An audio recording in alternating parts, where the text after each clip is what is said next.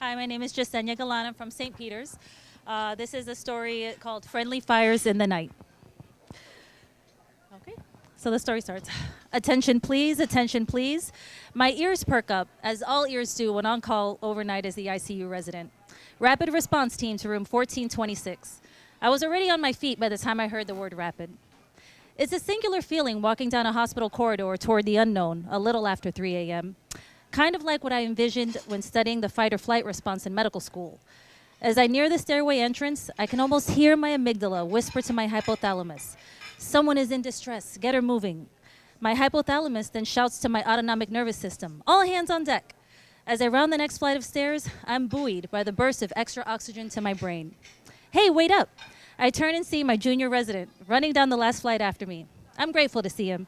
He didn't have to come, but his curiosity on this otherwise quiet night was appreciated. "Grab a cow, get me the latest labs, and be ready with the attending phone number, please." Cows, or computers on wheels, are those marvels of technology that are never around when you happen to need them most. As I enter the 1B corridor, I was surprised to see a nursing aide standing outside of the patient's room with her hand casually resting on the mobile blood pressure stand. Either there were too many people in the room, or worse, she was the last important person who was missing. "Let's go," I gently prodded her as I stepped in to see our patient with only her nurse by her side. "Hi there, Mrs. G," I said as I simultaneously flicked her wrist to read the name on her ID bracelet, noted that she looked at me when I talked, motioned to the nurse to give me some relevant background. I slipped the blood pressure cuff onto her right arm after noticing that the other was in a sling. As I triaged her, the subtleties of her humanity crept in. She was thin, and her wiry limbs reminded me of story characters described as spindly, lanky, or gangly. Her left arm was in a frayed sling and cradling a badly bruised shoulder. I can't remember the last time I saw such a bruise.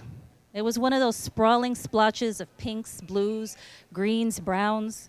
Her skin was deeply lined, and her gray hair curled shortly around her head in one of those frozen grandmotherly styles. She was 95, a nonagenarian. I remember having looked up the term just last week after attending to a 97-year-old. I leaned in to ask her if she was in any pain. She was hard of hearing, I had been told, and she didn't have her hearing aids. Her eyes were what drew me in most. They were large and round, and out of proportion to her small, withered face. They darted around curiously at the rest of the rapid response team, who buzzed around her. She had the distinct look of an inquisitive child, I thought as I stared.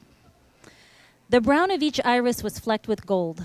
When she smiled and said, "I'm okay," I was transfixed. Simply lifting the corners of her mouth had lit wondrous fires deep inside her eyes. Friendly and warm, they kept me close. I actually leaned in for another millisecond longer, really kind of amazed at what I saw. My hands, though, were still under the command of epinephrine, tilting her neck to look for JVD, feeling for PMI as the words, "admitted with altered mental status, has been persistently tachycardic, no history of heart failure," were spoken in pressured cadence by my junior resident. Her heart sounds were irregular and dancing a jitterbug, anywhere from 150 to 200 beats per minute. I swiftly and carefully made my way from her neck to her chest to her back. I only paused over her belly to be sure it was the hard rim of her bladder that I felt just under the umbilicus. I said to myself as epinephrine took over again. "Start the oxygen. I need that EKG. Recycle the blood pressure. Call her daughter." I listened again carefully at her neck before starting massage and said, "Ready the adenosine," as my hypothalamus continued to orchestrate my steps. Her heart rate settled down nicely after one IV push, as only the most amenable of AV nodes do. A few minutes later, I found out from her daughter that she had slipped while getting into her modified shower earlier that same morning. She said that the sound of Mrs. G's shoulder against the linoleum literally made her sick to her stomach. I learned that Mrs. G had not been herself over the last days. "How so?" I asked. "Cheerful," her daughter responded quickly. I smiled at that. It was an appropriate adjective, I thought, one that I haven't heard used to describe even the most pleasant of patients in my short career. Over the next half hour, our stress responses seemed to subside simultaneously. Mrs. G gradually settled into a steady AFib at the same pace it took to get her tucked into a bed upstairs in the CPCU. I settled back into my usual state of expectant calm for these shifts as I reviewed her chart for a clue as to what made her retain the liter of urine we drained after catheterization. This was the likely culprit of her recent troubles. She was in one of the rooms that had ambient lighting, and a yellow bulb burned with the glow of a solitary candle. I walked up to her deliberately so she could see me coming. Better now, huh? I said, peering into her face again so that she could read my lips. Much, she said, and smiled again. Those fires in those eyes burned brighter now, as the shadow of distress was gone. We held gazes for a while until her bony hand reached up to touch my cheek. You're really sweet, she said, with a toothless grin. I pressed her hand to my cheek and said, thanks, so are you. The warmth of those fires again kept me close.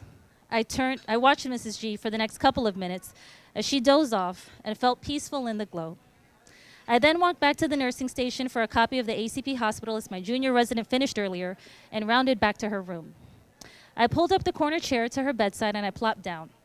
As I shifted in my seat and opened the magazine, I thought about how I must look as I got comfortable. It felt like I was settling in by a cozy fireplace with a great read. And it was a friendly fire in the night. Thank you.